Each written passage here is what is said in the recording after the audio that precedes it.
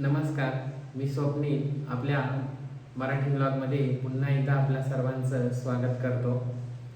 तर आज 28 सप्टेंबर गेली 2 दिवसांपासनं महाराष्ट्रामध्ये पुन्हा एकदा मुसळधार पावसानं थैमान घातलेलं आहे.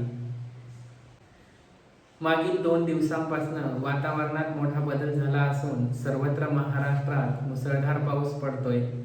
तर येत्या 2 तारखेपर्यंत सर्वच महाराष्ट्रामध्ये मुसळधार पाऊस होणार असल्याचं महाराष्ट्रातील प्रसिद्ध हवामान अभ्यासक पंजाबराव डग यांनी सांगितलं आहे. आज 28 सप्टेंबर मंगळवार वातावरणात मोठा बदल झाला असून महाराष्ट्राच्या अनेक जिल्ह्यांमध्ये अतिवृष्टी होणार असल्याचा अंदाज पंजाबराव डग यांनी दिला आहे.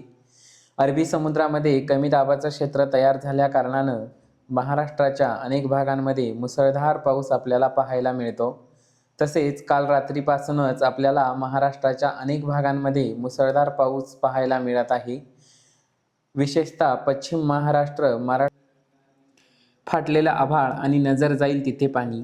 कोणाचे घर वाहून गेले तर कोणाचे शेत. पोटात आज अन्न आहे तर उद्या नाही. डोक्यावर आज छप्पर नाहीये, उद्या असेल किंवा नाही माहीत नाही. ही परिस्थिती आहे महाराष्ट्राची. मागील 2 आठवड्यांपासून या भागामध्ये मुसळधार पाऊस कोसळतोय. घटस्थापनेपासून उत्तर कोल्हापूर, सोलापूर, पुणे येथे पावसानं धुव्वा उडवला, प्रचंड नुकसान केलं. मध्ये एखादा दुसरा दिवस पावसानं जरा उघडीप दिली, पण 26 तारखेच्या रात्रीपासून पावसाचा कहर पुन्हा सुरू झाला. सकाळपर्यंत पाऊस उघडेल असा अंदाज शेतकऱ्यांना होता, पण तो अंदाज खोटा ठरला. पावसानं अधिक जोर पकडला. धाराशिव, हिंगोली, जालना, नांदेड, बीड, लातूर, छत्रपती संभाजीनगर या जिल्ह्यांमध्ये पुन्हा पावसाला सुरुवात झाली. आत्ता कुठं सावरायला सुरुवात झाली होती, मदत पोहोचायला लागली होती, पण अशातच पावसानं पुन्हा जोर पकडला. राज्यात 26 तारखेच्या मध्यरात्रीपासून मुसळधार पावसाला सुरुवात झाली आहे. तर अनेक ठिकाणी पूरपरिस्थितीही पाहायला मिळते. राज्यातील अनेक धरणंही सध्या ओव्हरफ्लो होत आहेत. त्यामुळे नदीकाठच्या गावांना सतर्कतेचा इशारा देण्यात आलेला आहे. तर प्रशांत महासागरात तयार झालेलं सुपर टायफून रागासा हे चक्रीवादळ येत असल्याच्या बातम्या येत आहेत. हे चक्रीवादळ कुठपर्यंत आलं आहे, याचा महाराष्ट्राला किती धोका आहे, पुढच्या 5 दिवसांचे अंदाज जाणून घेऊयात या व्हिडिओच्या माध्यमातून. महाराष्ट्रात हा मुसळधार पाऊस पडतोय याचं कारण आहे बंगालच्या महासागरात तयार झालेलं कमी दाबाचं क्षेत्र. या कमी दाबाचा जोर ओसरणार का असाच असणार, सातत्यानं चक्रीवादळाच्या नवीन बातम्या येतात. हे चक्रीवादळ सातत्यानं चर्चेचा विषय बनलं आहे. हे चक्रीवादळ फिलिपिन्समध्ये धडकले तेव्हा तिथे 3 जणांचा मृत्यू झाला. 4 फूट उंच लाटा आणि वाऱ्याचा प्रचंड वेग यामुळे हे चक्रीवादळ मोठे नुकसान करत आहे. या चक्रीवादळाला सगळ्यात मोठं चक्रीवादळ असंही म्हणलं जातं. हे चक्रीवादळ आता चीनकडून व्हिएतनामकडे सरकत आहे. याचा प्रभाव थोडा कमी झाला असला तरी यामुळे होणारं नुकसान प्रचंड आहे. आता प्रश्न आहे की हे चक्रीवादळ भारताला धडकणार का नाही, तर हे सुपर टायफून चक्रीवादळ भारताला धडकणार नाही, पण यामुळे महाराष्ट्र आणि भारतावर याचा प्रभाव पाहायला मिळेल.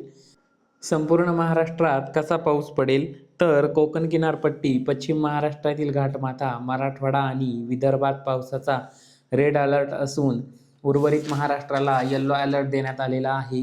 थोडक्यात महाराष्ट्रात मुसळधार पावसाचा अंदाज आहे. खास करून मराठवाडा आणि कोकण किनारपट्टी भागात विजांच्या कडकडाटासह पाऊस पडेल.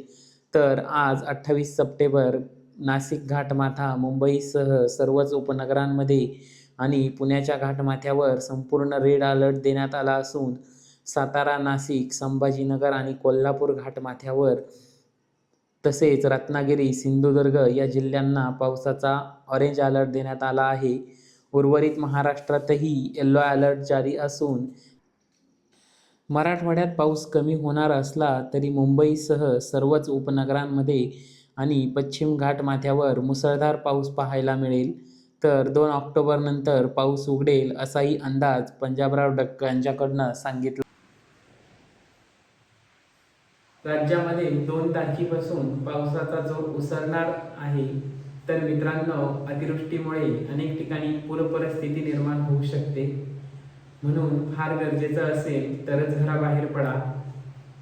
तर सावध राहा, सावधान राहा आणि सावधानता बाळगा. तर मित्रांनो, स्वतःचीही काळजी घ्या आणि शेजारच्याचीही काळजी घ्या. सामाजिक बांधिलकी जपा. तर धन्यवाद मित्रांनो. प्लीज आपल्या चॅनलला सबस्क्राईब करून घ्या. तर धन्यवाद.